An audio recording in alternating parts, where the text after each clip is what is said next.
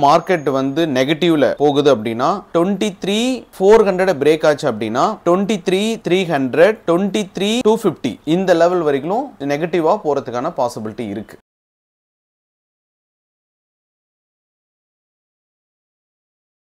Hi, this is Karthik from KNV capital services.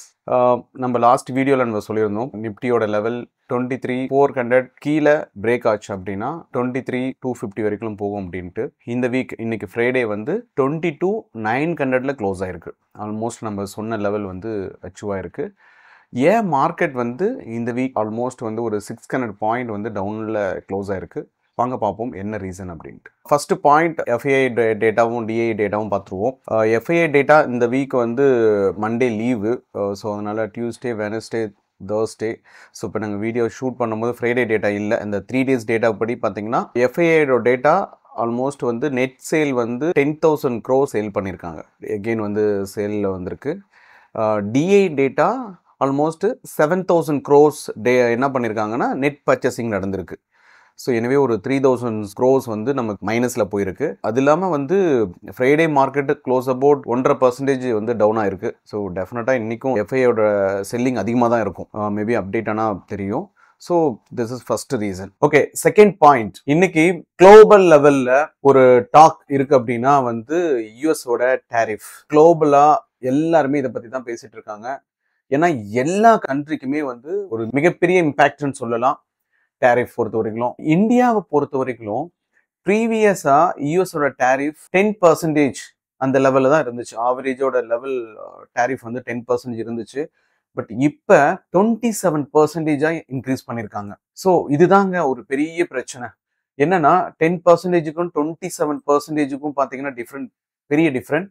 But என்ன அப்படின்னா இதுல ஒரே ஒரு பாசிட்டிவ் அப்படின்னா ஏசியன் லெவல் கண்ட்ரியை கம்பேர் பண்ணும் போது இந்தியாவோட டேரிஃப் கொஞ்சம் ஓகே ரீசனபிளா இருக்கு. அதற்கு கண்ட்ரிக்கு 34 38 இந்த மாதிரி டிஃப்ரெண்ட் இருக்கும் போது இந்தியாவுக்கு வந்து ஒரு 27 அப்படிங்கிறது ஒரு ஓகே அப்படிங்கிற மாதிரி இருக்கு. அனதர் இம்பார்ட்டன்ஸ் என்ன அப்படின்னா இதனால இந்தியாவோட ப்ராடக்ட் யூஎஸ்ல ஒரு காம்படிட்டர் பிரைஸ்ல கிடைக்கும். ஏன்னா டிஃபால்ட்டா நம்மளுடைய எனிவே நம்மளுடைய சார்ஜஸ் அதிகமாக தான் இருக்கு, நம்மளுடைய டேரிஃப் ரேட் அதிகமாக இருக்கு. பட் இருந்தாலும் அதர் ஏசியன் கண்ட்ரியோட ப்ராடக்டை கம்பேர் பண்ணும்போது இந்தியன்ஸோட ப்ராடக்டோட ப்ரைஸ் ஓரளவுக்கு காம்படிட்டர் ப்ரைஸாக இருக்கு. இதனால என்ன ஆகுனா எக்ஸ்போர்ட் இன்க்ரீஸ் பண்ணலாம். இது ஒரு ஆப்பர்ச்சுனிட்டி சொல்லலாம். பட் ஒரு பெரிய பிரச்சனை மைனஸ் ப்ராப்ளம் என்ன அப்படின்னா 10%ல இருந்து 27% சேஞ்சஸ் நடந்ததுனால உங்களுடைய பிரைஸ் வந்து டெஃபினட்டா பெரிய லெவல்ல ஒரு சேஞ்சஸ் இருக்கும். ஸோ அது ஒரு மிகப்பெரிய நெகட்டிவ் நியூஸ். இந்த ரீசன்னால இந்தியாவோட ஜிடிபி, ஸோ ஆல்ரெடி ஒரு வீடியோவில் டிஸ்கஷன் பண்ணியிருந்தோம், 6.5% வரைக்கும் எக்ஸ்பெக்ட் பண்ணலாம், 6.5 to 7% இந்த இயர் அப்படின்ட்டு. பட் இந்த ஒரு டேரிஃப்னால 6% வரதுக்கான பாசிபிலிட்டி இருக்கு. ஏன்னா குளோபலி வந்து எக்கனாமிக் வந்து ஸ்லோ டவுன் ஆகும். ஸோ கண்டிப்பாக இந்தியாவோட மார்க்கெட்டும் வந்து ஸ்லோ டவுன் ஆகிறதுக்கான பாசிபிலிட்டி இருக்கு. இதுவும் ஒரு மிகப்பெரிய ரீசன். ஸோ அந்தளவு இந்த யூஎஸ் டேரிஃப் வந்து குளோபலாக வந்து ஒரு நெகட்டிவான ஒரு ட்ரெண்டை வந்து உருவாக்கியிருக்குன்னு தான் சொல்லணும். இந்த இடத்துல ஒரு பாசிட்டிவான இந்தியாவுக்கு ஒரு பாசிட்டிவான சைன் பார்த்தீங்கன்னா டெக்ஸ்டைல்ஸ். இந்தியாவோட டேரிஃப் 27%. ஃபார் எக்ஸாம்பிள் சைனாவோட டேரிஃப் 34%, தாய்லாந்து 36%, பங்களாதேஷ் 37%.